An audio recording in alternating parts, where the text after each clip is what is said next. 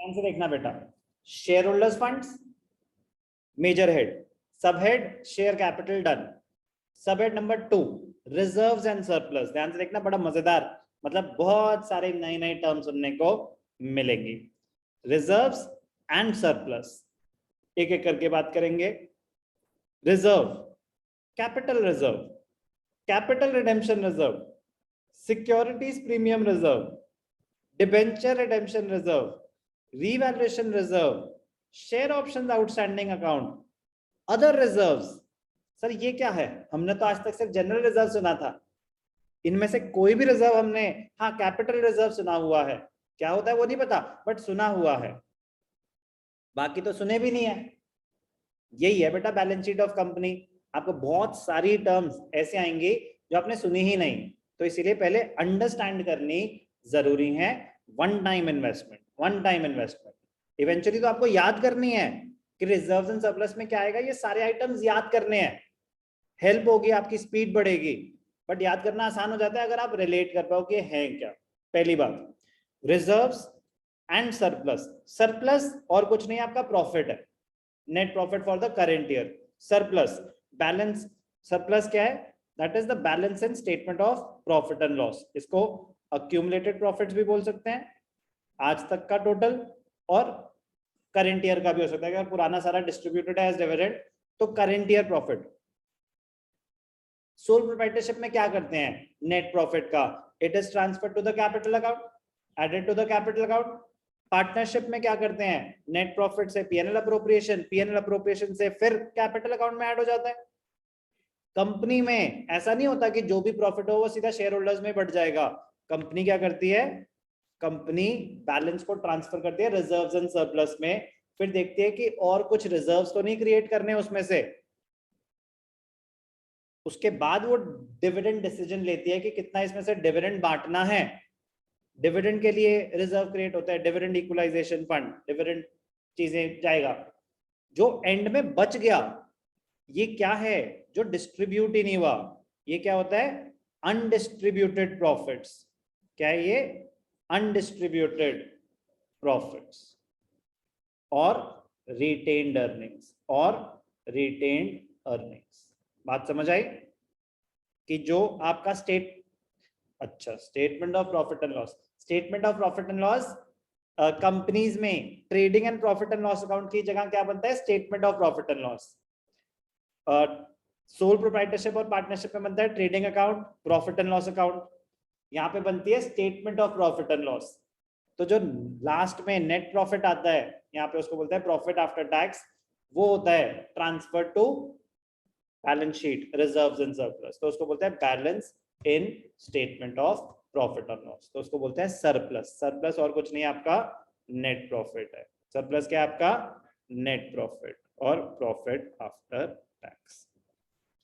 Reserves and surplus, पूरे सब head का नाम। सरप्लस आपका उस साल का प्रॉफिट, सरप्लस क्या है? आपका उस साल का प्रॉफिट। बाकी सारे उस साल का प्रॉफिट भी हो सकता है, और अगर पहले से कुछ बैलेंस पड़ा हुआ है तो अक्यूमुलेटेड प्रॉफिट भी हो सकता है, मतलब बिजनेस इनकम है आपकी। बाकी सारे रिजर्व्स हैं, बाकी सारे रिजर्व्स हैं। Reserves are also created out of profits, reserves are also created out of profits, और reserves they belong to the owners only, क्योंकि वो प्रॉफिट में से ही, तो जो प्रॉफिट ओनर्स को मिल जाना चाहिए था उस प्रॉफिट में से आपने कुछ रिजर्व क्रिएट किया हुआ है, तो वो इक्विटी का पार्ट ही माना जाता है। बी वेरी केयरफुल, ये आपको आगे रेशियोज में भी काम आएगा कि जो रिजर्व्स हैं आपके प्रॉफिट में से ही क्रिएट हुए हैं, इसीलिए इसको इक्विटी का पार्ट माना जाता है। शेयर होल्डर्स फंड्स में ही आ रहा है। रिजर्व्स एंड सरप्लस ये शेयर होल्डर्स का ही पैसा है, इक्विटी का ही पार्ट है। एक एक करके अंडरस्टैंड करेंगे कि क्या है ये different different reserves. Capital reserve आपको एग्जाम में डिफाइन करने को नहीं आएंगे, तो you don't have to learn the exact definition, but हाँ मैं आपसे पूछूं कि बताओ बेटा कैपिटल रिजर्व क्या होता है, तो आपको बोलना आना चाहिए, बिल्कुल ब्लैंक नहीं रहना। कैपिटल रिजर्व एक होता है रेवेन्यू रिजर्व, एक होता है capital reserve. Revenue reserve is the reserve created out of revenue profits. आपकी जो day to day business income है उससे अगर आपने कोई रिजर्व क्रिएट किया हुआ है तो वो जनरल रिजर्व, रेवेन्यू रिजर्व होता है। Capital reserve is the reserve created out of capital profits, capital profits routine profits नहीं है।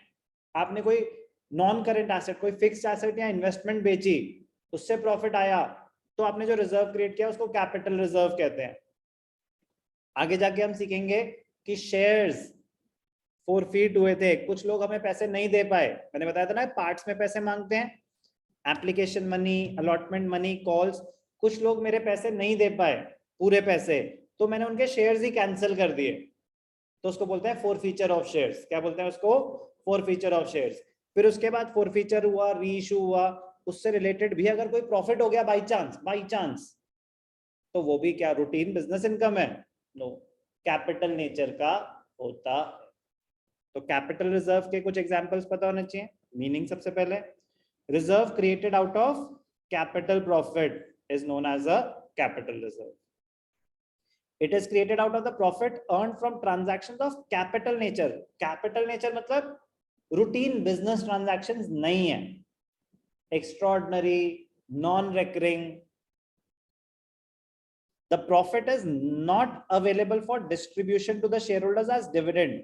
जो आपकी routine business income होती है, that is available for distribution as dividend, कि वो shareholders में बांट सकते हैं। कैपिटल प्रॉफिट कह रहा है उनका थोड़ी ना, ये बिजनेस से नहीं जनरेट हुआ, it is not free for distribution as dividend.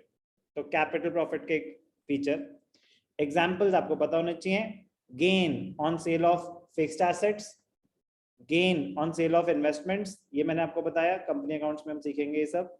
Gain on reissue of forfeited shares, तो फोरफीचर से रिलेटेड अगर कोई प्रॉफिट हुआ है तो वो भी एक कैपिटल नेचर का ही होता है, कैपिटल रिजर्व क्रिएट होता है उससे। Gain on purchase of an existing business, आपने कोई बिजनेस एक्वायर करा, और बिजनेस था 5 लाख का, आपने 4 लाख में एक्वायर कर लिया, तो आपका 1 लाख का प्रॉफिट हुआ, कैपिटल नेचर का प्रॉफिट होता है। सिंपल सी बात। रिजर्व्स एंड सरप्लस का पहला item capital reserve. What is capital reserve? Reserve created out of capital profits. Examples पता होने चाहिए। Next reserve, capital redemption reserve. Next, capital redemption reserve. Redemption का मतलब क्या होता है? रीपेमेंट। रिडेम्पशन का मतलब रीपेमेंट। आपको पता है कि for example repayment, capital redemption reserve is a reserve created when a company purchases its own shares. Own shares मतलब बाय बैक। कंपनी ने शेयर्स इशू करे पैसा रेज करने के लिए, अब कंपनी बहुत अच्छा करे जा रही है और उनके पास काफी रिजर्व्स क्रिएट हो गए हैं, सरप्लस फंड्स हैं, तो कंपनी अपने शेयर्स खुद बाय बैक कर सकती है। अभी टीसीएस ने, टाटा कंसल्टेंसी सर्विसेज ने करे थे। कंपनी बाय बैक क्यों करना चाहेगी? वो ओनरशिप रीगेन करना चाहती है उतनी, कह रहे हैं पैसा तो देखो बहुत है हमारे पास, एक्स्ट्रा पड़ा हुआ है, तो हम शेयर होल्डर्स को ऑप्शन दे रहे हैं कि 3500 का चल रहा है, हम 3600 का आपसे बाय बैक कर लेंगे, बताओ देना है? खुशी खुशी दोगे आप बाय बैक, मतलब जिसको करना है वो करेगा। पॉइंट क्या है? पॉइंट, कंपनी अपने शेयर्स खुद खरीदना चाहती है, तो खुद खरीदना चाहती है तो उसको पहले प्रूव करना पड़ेगा कि उसके पास एक्स्ट्रा पैसा पड़ा हुआ है, क्योंकि अब कंपनी में लोगों के पैसे लगे हुए हैं, अब वो अपने शेयर्स खरीदने में पैसा लगाएगी तो बिजनेस करने के लिए उतना पैसा कम बचेगा। यस और नो? आप पैसा जो बिजनेस में लगाना चाहिए, आप कह रहे हो पैसा बहुत है अब हमारे पास, हम शेयर्स बाय बैक करना चाहते हैं, तो कह रहे हैं कि शेयर्स अगर बाय बैक करने हैं तो जितना भी पैसा लगाना है आपने, पहले रिजर्व क्रिएट करना पड़ेगा, और रिजर्व बिना प्रॉफिट्स के क्रिएट हो सकता है क्या? नहीं हो सकता। कोई भी रिजर्व प्रॉफिट में से ही क्रिएट होता है। तो बेसिकली आप ये प्रूव कर रहे हो कि हाँ हमारे पास रिजर्व्स में पैसा पड़ा हुआ है कैपिटल रिडेम्पशन, रीपेमेंट के लिए, तो ही आप आगे बायबैक कर सकते हो। तो अगर कैपिटल रिडेम्पशन रिजर्व में पैसा पड़ा हुआ है, इसका मतलब कंपनी ने कुछ रिजर्व क्रिएट किया हुआ है कि आगे जाके वो शेयर्स बायबैक करेंगे, तो उनको कोई कंडीशन पेंडिंग नहीं है। Capital redemption reserve is a reserve created when a company purchases its own shares out of free reserves or securities premium. Section आपको याद करने की जरूरत नहीं है कि section 69 subsection 1 of companies act requires, की रिक्वायरमेंट है that a sum equal to the face value of shares so purchased shall be transfer to capital redemption reserve. मतलब जितने भी शेयर्स आप बाय बैक करना चाहते हैं पहले आपको रिजर्व क्रिएट करना पड़ेगा, उसके बिना आप नहीं कर सकते। तो कैपिटल रिडेम्पशन रिजर्व का मीनिंग क्लियर? ठीक है। The reserve may be used to issue fully paid bonus shares. कह रहा है अगर एक बार रिजर्व क्रिएट कर लिया उसके बाद अभी आप बायबैक नहीं करना चाहते, प्लान चेंज हो जाते हैं, प्लान चेंज। तो अगर आप बोनस शेयर्स होते हैं shares issued free of cost. Bonus shares company issue करती है शेयर होल्डर्स को, shares issued free of cost. तो फ्री ऑफ कॉस्ट तो कंपनी का तो नुकसान हो रहा है, तो वो कहां से वो दिखाएगी ना कि मेरे पास एक्स्ट्रा प्रॉफिट्स हैं, वो प्रॉफिट्स एक तरह से मैं शेयर्स के फॉर्म में शेयर होल्डर्स में डिस्ट्रीब्यूट कर रहा हूं।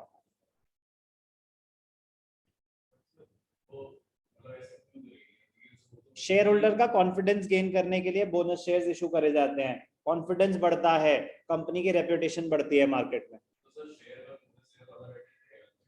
शेयर्स नहीं नहीं नहीं, ध्यान क्वेश्चन आया कि सर डिविडेंड दे देते, बोनस शेयर्स क्यों दिए? आपके पास 100 रुपए का शेयर है, आपको 10-20 रुपए डिविडेंड आया, 50 रुपए डिविडेंड आया, वो एक चीज होती है। आपके पास एक शेयर है, आपको एक शेयर फ्री में आया, आपके 2 शेयर हो गए। अब साइकोलॉजिकली बहुत बड़ा इंपैक्ट होता है। कंपनी को फर्क नहीं पड़ता, कंपनी का सेम चीज है, लेकिन आप अपना मतलब साइकोलॉजिकल इंपैक्ट देखो कि आपके एक के 2 शेयर हो गए, डिविडेंड तो आपके अकाउंट में आ गया, लेकिन आपके पास शेयर अभी एक ही है। यही अगर मैं आपको 2 कर दूं शेयर, तो आपको कौन सा बेटर लगेगा? चाहे 100 रुपए डिविडेंड दिया, 100 रुपए का शेयर है, 100 रुपए डिविडेंड आ गया आपके अकाउंट में, ठीक है कि आपको एक और शेयर आ गया, तो आपके पास 2 शेयर हो गए। कल को जब कंपनी और इंप्रूव करेगी तो दोनों शेयर के प्राइसेस बढ़ेंगे ना। बात समझ आ रही है? तो it definitely plays on the mind of the shareholders. तो कंपनी को ये सब पता है, वो खेलते हैं आपके इमोशंस के साथ। डेफिनेटली जितने नंबर ऑफ शेयर्स इशू होते रहते हैं, कंपनी की वैल्यू तो वही थी, सीधा प्राइसेस गिरते हैं शेयर्स के उस टाइम पे। जैसे ही बोनस शेयर इशू होता है ना, बहुत लंबी चौड़ी डीप बातें हैं, बट यस होता है।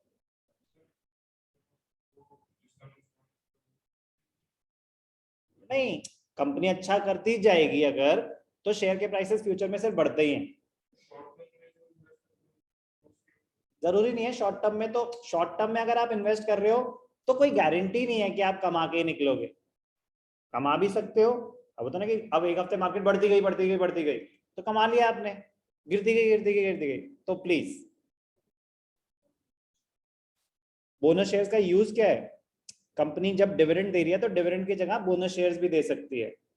कंपनी के जब प्रॉफिट्स होते हैं, एक्स्ट्राऑर्डिनरी प्रॉफिट्स या कुछ भी प्रॉफिट्स कंपनी के पास पड़े हुए हैं, तो company bonus shares issued free of cost, bonus shares होते हैं shares issued free of cost. Company ने प्रॉफिट्स कमाए, वो प्रॉफिट शेयर होल्डर्स के तो हैं, तो एक तरीका है उनमें बांटने का, उनको बोनस शेयर्स दे दिए। ओके, चलो capital reserve, capital redemption reserve, securities premium reserve. तो ये तो सिक्योरिटीज प्रीमियम तो सबसे कॉमन और सबसे इंपॉर्टेंट है कि आपने 10 रुपए का शेयर 12 रुपए में इशू करा, 2 रुपए जो एक्स्ट्रा है उसको सिक्योरिटीज प्रीमियम बोलते हैं। Securities premium is a reserve to which amount received in excess of the face value of shares or debentures is credited. It can be used, मैंने आपको बताया ना ऊपर section 52 sub section 2 of companies act ये बताता है कि कहां कहां जो सिक्योरिटीज प्रीमियम रिजर्व है, जो reserve created from securities premium, क्या वो कहीं भी यूज हो सकता है? कह रहे नहीं, उसके ऊपर रिस्ट्रिक्शंस हैं। वो रिस्ट्रिक्शंस कहां पे हैं? सेक्शन 52 सब सेक्शन 2 में, वो कंपनी अकाउंट्स का पार्ट है। तो अभी इस चैप्टर का पार्ट क्या है सर? फिर आपको ये पता होना कि रिजर्व्स एंड सरप्लस में क्या क्या आता है।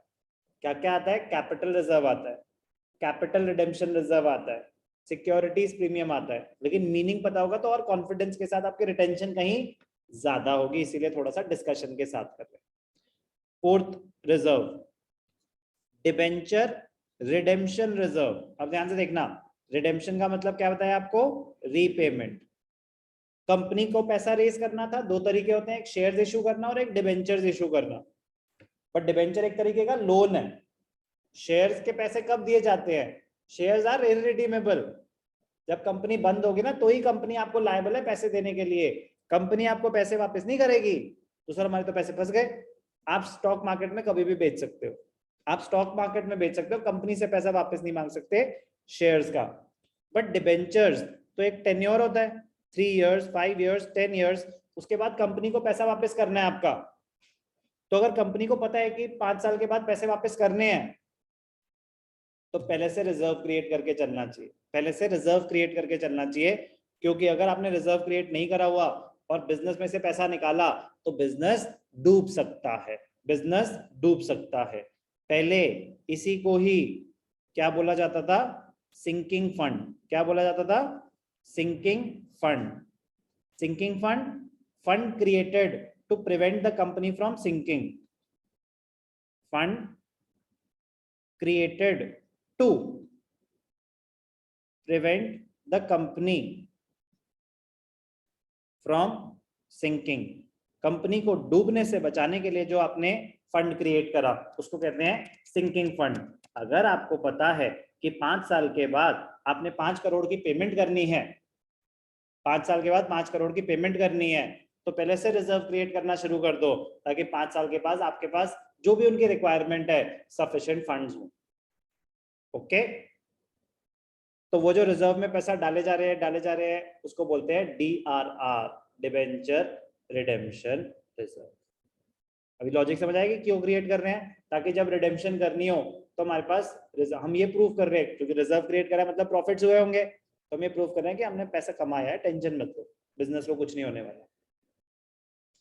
तो ये भी section 71 sub section 4 read with rule 18 सब रूल 7 सब पार्ट बी कंपनीज एक्ट के रिक्वायरमेंट्स हैं कि आपको ये सब रिजर्व्स क्रिएट करने मैंडेटरी हैं।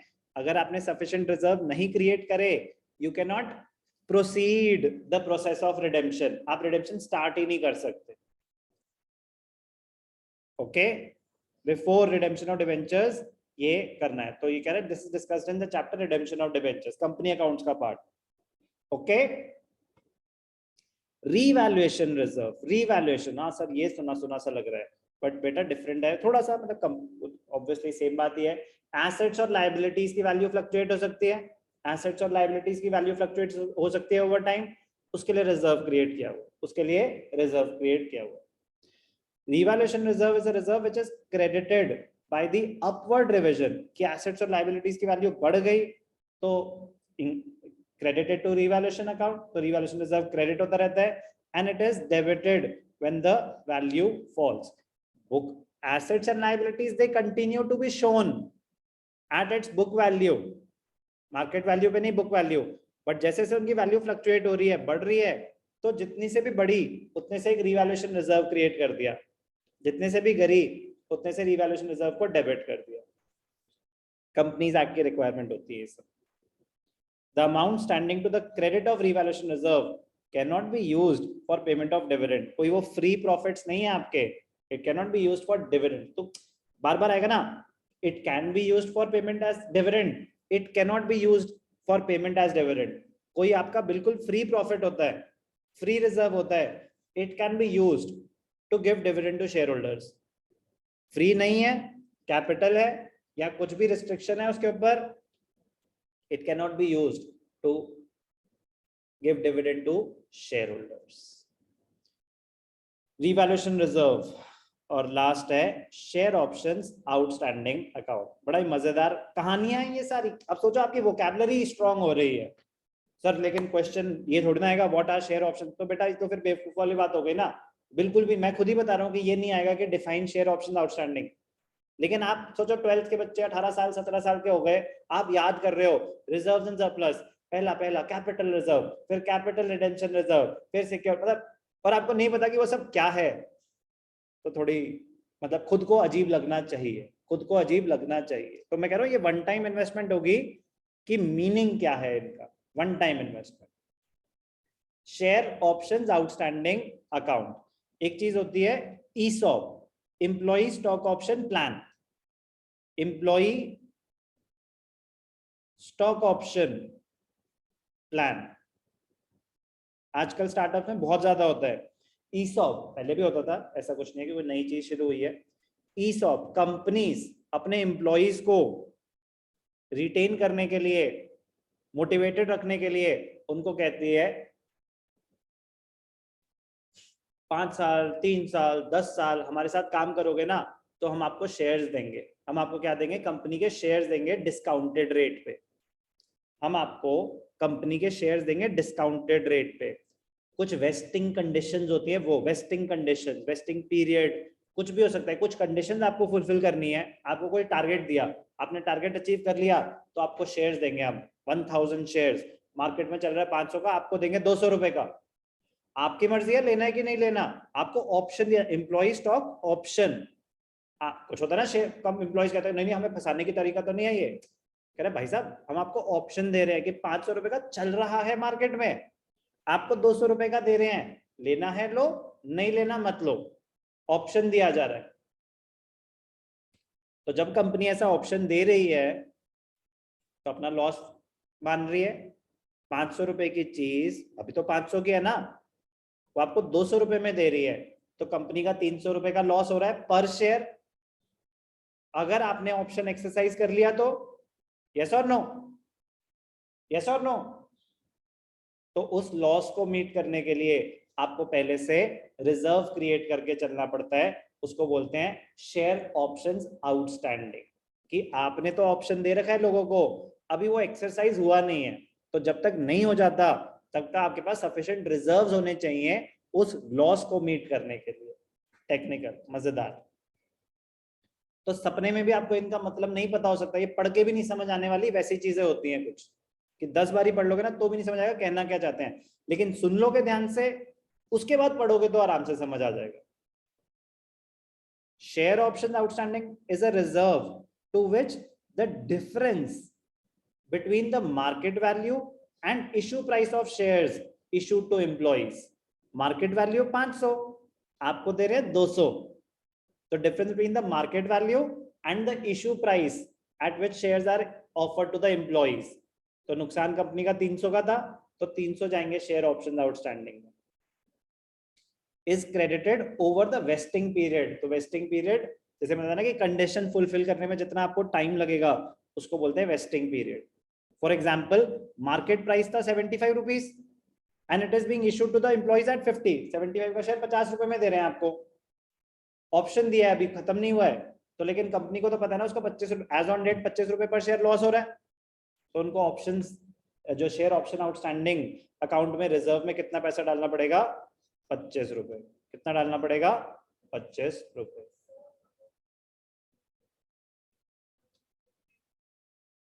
नहीं नहीं नहीं नहीं, जब आप खरीद लोगे तो जब एंट्री पास होगी, फॉर एग्जाम्पल क्वेश्चन आया कि ठीक है सर मान लेते हैं कि जब एक्सरसाइज करने का ऑप्शन आया तो एम्प्लॉय ने कर लिया, तो कंपनी के पास आए बैंक अकाउंट डेबिटेड 50 रुपए और शेयर इशू हुआ है क्रेडिट 75 रुपए का, तो 25 रुपए जब बैलेंसिंग वगैरह लॉस हुआ ना, तो वो लॉस के लिए ऑलरेडी रिजर्व क्रिएट करके बैठे हुए थे, वो रिजर्व अब यूटिलाइज हो जाएगा। कि कंपनी का कोई नया लॉस नहीं हुआ, कंपनी एक तरह से 75 रुपए की चीज आपको 50 रुपए में दे रही है, तो 25 रुपए का लॉस हो रहा है ना, वो लॉस तब होगा जब आप एक्चुअली खरीदेंगे शेयर्स। बट कह रहे लेकिन आपने तो ऑफर दे दिया ना, तो जैसे आपने ऑफर दे दिया आपको रिजर्व क्रिएट करना पड़ेगा, जो भी डिफरेंस है between the market price and your issue price to the employees. Interesting terms थी और डिफरेंट टर्म्स थी बिल्कुल। रिजर्व्स एंड सरप्लस में टोटल 7 आइटम्स हैं, जिसमें से हमने 6 डिस्कस कर लिए। Capital reserve, capital redemption reserve, securities premium, debenture redemption reserve, revaluation reserve, share option outstanding. ये 6 के 6 बिल्कुल डिफरेंट टर्म्स थी। इंपॉर्टेंट है, आपको मीनिंग पता होना चाहिए। अदर रिजर्व्स कह रहे और किसी भी नाम से, investment fluctuation reserve, subsidy reserve, tax reserve, general reserve, workman compensation reserve, किसी भी नाम से रिजर्व, अदर रिजर्व्स, तो वो भी कहां आएगा? रिजर्व्स इन सरप्लस में। एग्जाम में क्वेश्चन आया where will you show workman compensation reserve, तो answer is major head shareholders funds, sub head reserves and surplus. Where will you show tax reserve? Again, major head shareholders funds, subhead reserves and surplus. Provision for taxation और tax reserve दो बहुत अलग items है। Reserve, किसी भी चीज के आगे रिजर्व वर्ड आ रहा है तो वो यहाँ पे आएगा। तो reserve and surplus. Last item होता है सरप्लस। सरप्लस आपको क्या बताया था? Balance of statement of profit and loss. और कुछ नहीं, आपका नेट प्रॉफिट या प्रॉफिट आफ्टर टैक्स और profit for the current year ही होता है, अगर कुछ मेंशन नहीं है तो। क्योंकि ऐसा हो सकता है ना कि पुराने भी आपने बैलेंसेस कैरी फॉरवर्ड करे हुए थे तो फिर ये अक्यूमुलेटेड बैलेंस है। क्योंकि हो सकता है ना कि ओपनिंग बैलेंस पहले से पड़ा हुआ था statement of profit and loss में 50 लाख, अब क्लोजिंग बैलेंस है 60 लाख, तो मतलब करेंट ईयर प्रॉफिट फिर 10 लाख हो गया। ठीक है ना?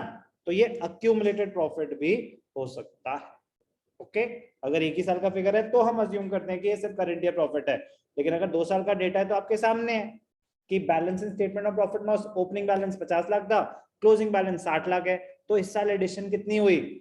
10 लाख, तो वो करंट ईयर प्रॉफिट हो जाएगा। क्या करा हमने? Reserves and surplus.